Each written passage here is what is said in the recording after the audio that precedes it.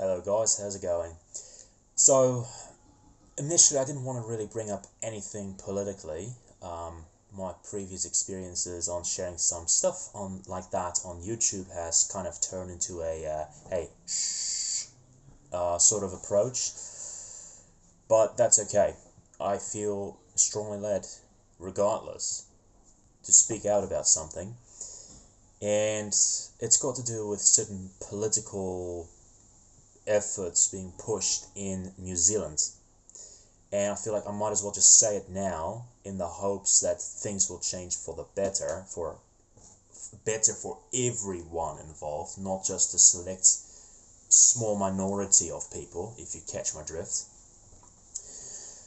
Now, as a believer, as a follower of Christ and a believer in the Bible, right? Things like human rights and treating your fellow human, the commandments are love the Lord your God with all your heart, soul, and mind.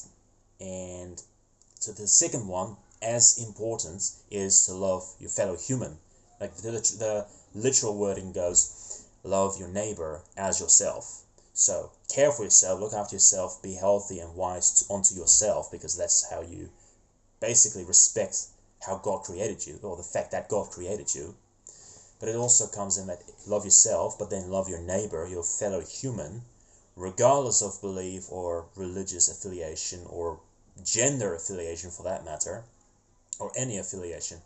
Love your neighbor as yourself. It's a commandment, and I will live by that commandment as best as God can make me.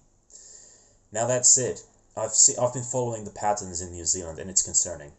I see some positive patterns happening now as well, but I really feel this needs to be said about politics in New Zealand. And again, I'm not here to point at any particular party. I merely support open-mindedness and free speech. Because in free speech, a lot more growth is possible. Whereas if it becomes like, hey, don't say that, or hey, don't say that, you might offend somebody, who cares if someone gets offended by an opinion? It can be very quickly abused by certain people, by certain politicians. Now, listen to this. I've got a letter open here from other free speech supporters throughout New Zealand. And this is a letter about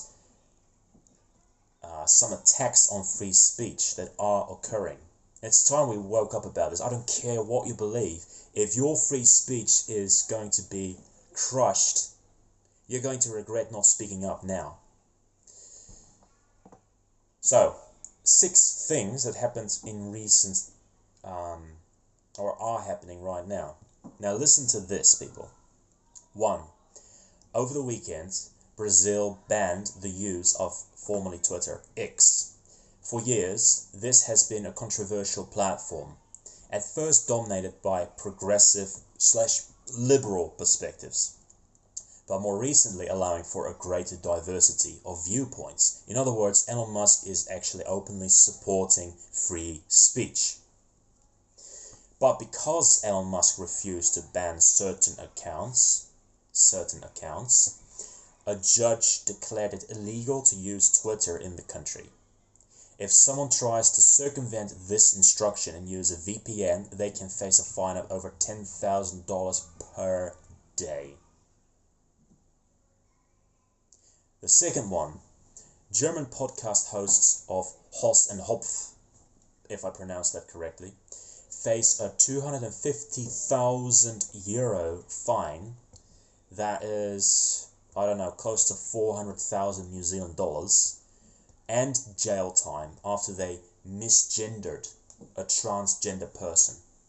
In other words, here's person 1 from the hosts of Haus and Hopf, who basically says, look, if you're I don't know the exact details, but I do know that it was something along the lines of, or would have been along the lines of, hey, you may think you're a woman, whatever, but your body is that of a man. So biologically speaking, you're a man. and then transgender person is basically complaining, sent that complaint, how they misgendered them. Now, I will say that it was the other person who misgendered himself. But again, I support freedom of speech. So if that person wants to do that with their lives, I strongly disagree, but I'll leave them to it, if that makes sense. Like, if I was in a boat, in a survival boat, with that person who misgendered the other person, and then the actual misgendered person, if we were together in a survival incident, I don't give a hoot about what your gendering as is. I want to be able to work together. And that's really what society is about. You've got to be able to work together. So look past the whole, how you identify yourself. I don't care if you identify yourself as a kangaroo, or a mouse, or whatever. I find it really weird, but you are free to do so. If that is a phase, if that is something you want to explore, you are free to do so. However, if it comes to the point, which is what it's leading towards right now, it's the direction things are moving, if you're expecting other people to not offend you, because if they do, you're going to fine them 250,000 euros, 400,000 New Zealand dollars. That's how serious this is getting, and that's just point 3. Sorry, that's just point 2 of 6. Third point is Telegram founder Pavel Durov has been arrested in France for not moderating content sufficiently on his platform. Now, moderating what? The thing is, the more pressure of moderating comes onto these platforms, which are meant to be public platforms. Like, if someone doesn't like what's on someone else's account, don't watch the account. Do you see how this is becoming very, don't do that, don't do that, don't do that, Big Brother is watching, or whatever. It's really getting close to that, even in New Zealand. Like, the examples I'm giving are not New Zealand specifically. I will get to that. Fourth one is the CEO of the platform Rumble, Chris Pavlovski, has fled Europe, openly citing comments about also the French government that made him fear for his freedom. In the United Kingdom, a 55-year-old woman has been arrested for sharing misinformation online. Who defines misinformation again?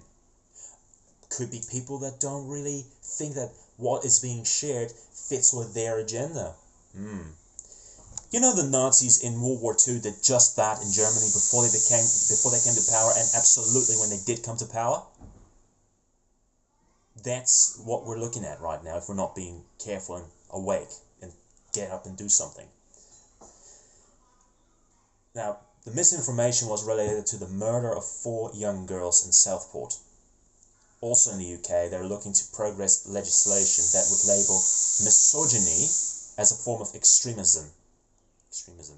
Misogyny being, a sexist preference toward, or not preference, prejudice towards women, or even hate of women. But we got to be careful. Like, how do you define hate? Now, as a Bible believer, I know what I hate and what I love. I hate evil. I love good, as according to the Bible. More into that later on, because there's a whole topic on it. But I hope that makes sense. And sixth point, this is one for New Zealand, regarding the United Kingdom. They're looking to progress legislation that would label misogyny as a form of extremism. Just today, Auckland University academic Chris Wilson said New Zealand should act similarly. Don't get me wrong, I do not support hatred towards women, but neither do I support the strong opposite. Like, we're talking about extremes here. One extreme is being misogynistic, as in the sense of you're crushing a woman's dreams of a job because she's a woman and he's a man, or whatever. If she can deliver the same value as the man, there should be no sexism, right? Or a man abusing his physical whatever, his physical superiority or whatever to get his way with a woman. That's misogyny. But there are other terms here, like if a woman is not in fact adding up to the standards of a company, but the men are, the company has every right to deny that woman the job because they need to produce. And if the men can produce better, so be it. Woman, grow a spine. That's not misogyny. That's the truth. That's what companies need to grow. That's what a nation and a society needs to grow. So this form of misogyny isn't misogyny, it's entitlement. And the sixth point, EU Commissioner Thierry Breton has contacted Elon Musk, demanding he comply with EU censorship laws or face exorbitant fines. Probably more than the hundreds of thousands. We're talking probably about millions. This has been coupled with repeated calls from Musk to be extradited and jailed in the UK. Meanwhile, across the Atlantic, Meta, Facebook CEO Mark Zuckerberg, released a letter detailing how the Biden admin and FBI pressure Meta platforms to what? Censor content, which they also did during the COVID period. Zuckerberg said he wished he hadn't complied. Whoa. And that's just 6 things that are happening. Now, Canada is one of those examples where poor Canada. Like, if you are a believer, whether you're in Canada or New Zealand or wherever, Canada needs prayer, to put it that way. Now, the thing is, what about New Zealand? I've shared a little bit about what's happening, and New Zealand is not invulnerable or immune to these type of approaches. Wherever there's a government, there can be good government, there can be this type of tyrannical government. Thankfully, there are people who stand up against this. And when I say stand up against this, we're talking about the suppression and absolute the denial of free speech. But here's the thing, you can't deny free speech. That's why it's called free speech. So what then is hate speech? Like, we're talking about free speech, but what then is hate speech?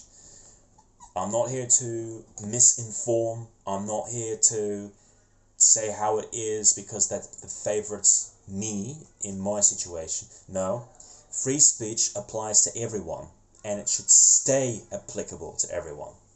Hate speech is against free speech.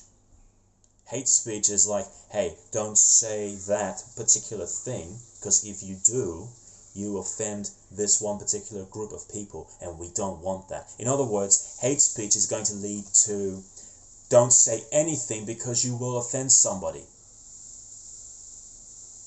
Don't disagree. Humans need the freedom to disagree. Like, I'm not fazed if you disagree with me about anything, because you have that right and I have that right. We can do it civilized. Like, heck, let's grab a coffee, let's grab a cup of tea, let's go have a walk or go on a hunting trip, whatever it is, right?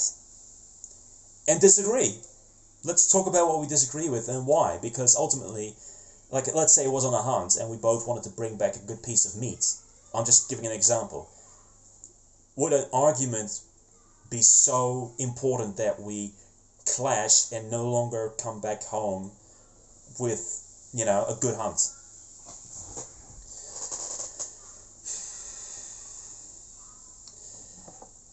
But what I have done now is I'm going to send a letter to the particular people I'm involved with.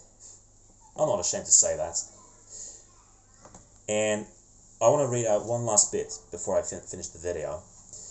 From a personal standpoint, I have seen no better process in which humans may live and grow to thrive together in as good as harmony as possible than by allowing arguments. Through disagreeing, we can kind of say, okay, that doesn't work, but that kind of works. That's how we find solutions that can help the whole society to thrive. That's why places like communistic places did not thrive as much as they looked like they did. People were enslaved in communism. People were enslaved under Nazism. And they couldn't do anything about it. Is that the fate you want for your country? Is that the fate we want for New Zealand? Now listen here. It's so harmony, thriving together, it comes through allowing arguments. Arguments can be done in manner of ways. They can be done in a very harmful way. They can also be done in a very civic way. And both, the civic way can be taught, can be learned, can be practiced through experience of arguing.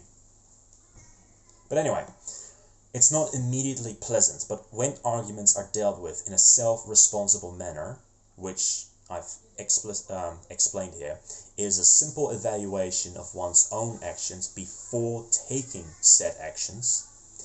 When one truly deals with another person in, I quote, loving one's neighbor as oneself, that is the quote from the Bible, by the way, then there is no need for censorship of any kind. Not to the minority, not to the majority. People will find the people they get along with. They may exercise what they wish at their homes, and in public be considerate of one another, but without demanding special privileges on any particular group, ethnicity, religion, or affiliation of any kind. Now, I'm going to stand on this to the death. I am not interested to live a life of suppression, of censorship. My family from the Netherlands lived through World War II through that rubbish. Do you think I'm going to live and stand by and watch as it unfolds? Go to hell. You get what I'm saying. Not going to happen. Not for myself. And I've made my peace with that. Unfortunately, I will now testify. After having said and fully supported the letter that I'm sending, which is basically complying or telling the government of New Zealand that please don't modify the Human Rights Act of 1993. Should misgendering or dead naming be recognized as discriminatory within the act? They could be interpreted as workplace bullying under the Health and Safety Act at Work Act of 2015. It could have detrimental effects on an employee's job stability, income, and career advancement. Section 13 of the Bill of Rights, Act 1990, protects the freedom of thought, conscience, and religious belief, ensuring no particular ideology or belief is privileged. So not favorited. We can't have favoritism in a society that wants to thrive. If you want New Zealand to grow, thrive, do better, let's not do favoritism of any kind, but see what actually works for everyone involved. Unfortunately, having testified that, as a citizen of New Zealand, I now fear for my freedom and liberty, and therefore safety from the government. The thing is, why I'm bringing this up is because there is police stuff going on, which they talk about safety first. Safety! Exclamation mark. Safety of what? Safety for a particular group of people who are, what they're talking about is they're trying to defend transgenders, right? And what I'm saying is, I've worked with people who are transgender. Do I agree with them? Absolutely not. Do I think that they're doing a good job? Yeah, they do customer service. They don't complain about the work, as to the best of my knowledge. Do I enjoy working with them? Look, if they deliver work, why not? I've had breaks with them. I've had some little chats with them now and then. Why? Because it was easy to flow like that. We kind of avoided certain topics, of course, but that's what you can do. If you disagree, your choice is to also avoid certain topics, but it's out of free speech. The very fact that certain police bits worry about your safety, right? Yes, the police is there to keep criminals and such a little bit in check and be an emergency force if need be. And I have great respect for those type of police people, all right? But there's also the saying that is, those who would give up freedom to purchase safety deserve neither and forfeit both. Meaning you forsake both. You won't have freedom or safety. You got to understand that the people in the government are just as liable to making mistakes and wanting things their way as any other civilian and any other people on the planet. So the more power a person has, power corrupts, absolute power corrupts absolutely. So, truly, as a citizen, I now fear, as a citizen of New Zealand, I now fear for my freedom and liberty. And therefore, I fear for my safety from the government. Wait, do you need safety from the government? Absolutely.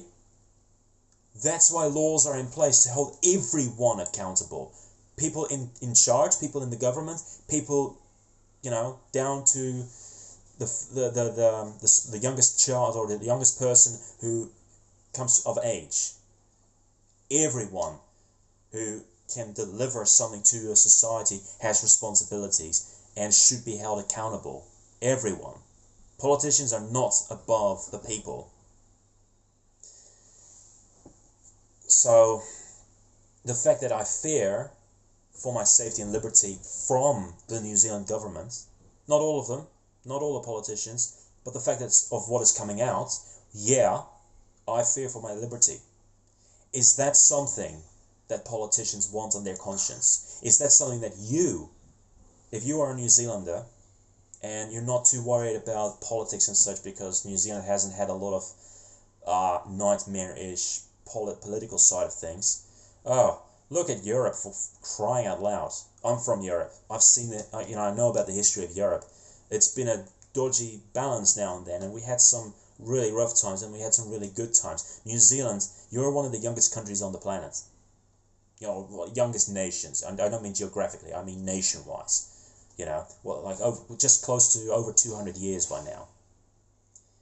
A lot of people here, you don't have a lot of history to reference off. So look overseas. Listen to people like myself who've been in places. I've been to 11 different countries, people. Okay?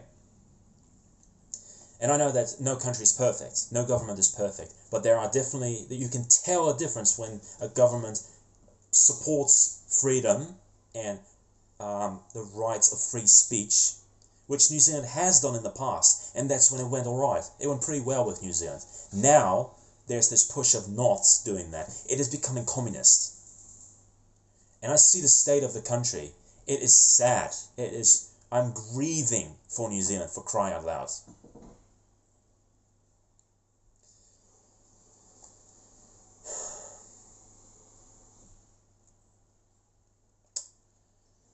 So if you are a considerate New Zealander, support freedom of speech. Because in freedom of speech, you and I are free to disagree. We can have a cold one. We can have a cup of tea. We can do some work together, even if we disagree. Because ultimately, what is a clash between opinions? It's just a misunderstanding. But how would you feel if I went to the government and said, hey, this guy disagreed with me, fine him $200,000. Would you feel safe? Would you feel like your rights, your freedom of speech, your livelihood as a New Zealand citizen are respected? Heck no, you would not. Well, that's what we're facing right now. If we don't do something, urgently and actively, proactively, if you don't make yourself aware of what is really going on, I fear for the future of New Zealand. I have good hopes, but I also have fears. And things have to change. There's no way around it. How can they change? Well, for a matter of fact, protect free speech. I want to give whomever is a minority in New Zealand the same privileges of, the same human rights of freedom of speech to me, as long as they're not favorited by the government. Equal grounds, thank you very much. Disagree with me. F around, find out, as they say. That should be a given to humans. We need that freedom to exercise our free will We're going to clash now and then. We're going to have disagreements now and then. But far better to learn from our own individual mistakes and have a government tell us what to do and what not to do. Especially to that extremity where a minority can say, hey, this person misgendered me or whatever, and that person that did so, even though there might not be evidence, suddenly is a criminal. So that's like a real criminal offense is bringing a knife to someone and demanding their money or you'll kill them type of thing. That's a criminal offense because you're literally threatening someone else's life. So if this person charges someone else for a simple disagreement, they are literally threatening that person's livelihood with money, with a fine they cannot pay for themselves. Do you see the connection? Do you see how serious this is? I sure hope you do. Because New Zealand, I love you. You're a wonderful country. And I wanted to move here, gladly so. But things need to change. I ask you, please be aware of what is going on. Because your freedom, my freedom, and the safety of your freedom of speech is at stake. Have a think about that.